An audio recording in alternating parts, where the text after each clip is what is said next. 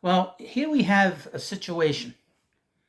As you know, Major League Baseball's had a uh, epidemic of arm injuries and elbow injuries, and we always see this every year. We always see it very much in the beginning of the season, and we see in the minor leagues.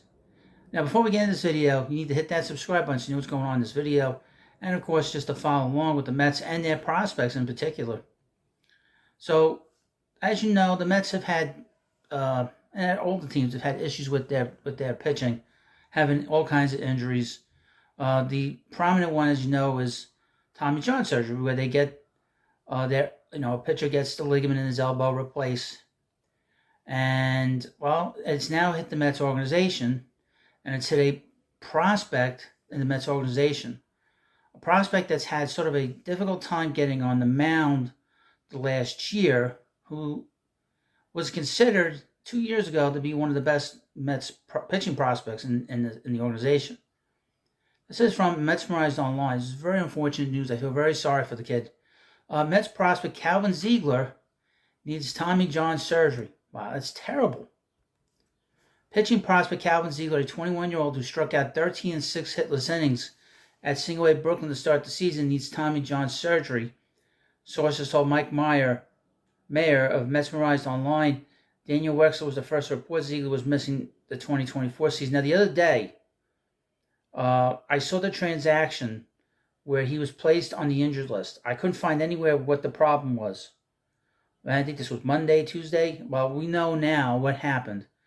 The right-hander missed nearly all of last season due to elbow and quadriceps injuries. The Canadian was selected in the second round of the 2021 draft. He was ranked number 22 on Mets Memorized list of Mets prospects. In 2022's first professional season, he fanced 70 and 46 and 2/3 innings over 16 starts for the St. Lucie Mets, pitching to a 4.44 ERA. Zegler was drafted in 21 with the 46th overall pick. Now, he was a guy, this is a young guy that was in Canada, and he wanted to get drafted, but he left Canada because of all the restrictions up there. He moved to Florida, and he pitched in 20 and 21 in Florida, so he could get drafted. And the Mets drafted him, 46th overall. So the Mets thought very highly of him. That's the Zach Scott Mets, by the way. That's the same draft as Christian Scott, and it's also the same draft as Mike Vassell. So this draft has sort of gotten some very good reviews now with 3 years since.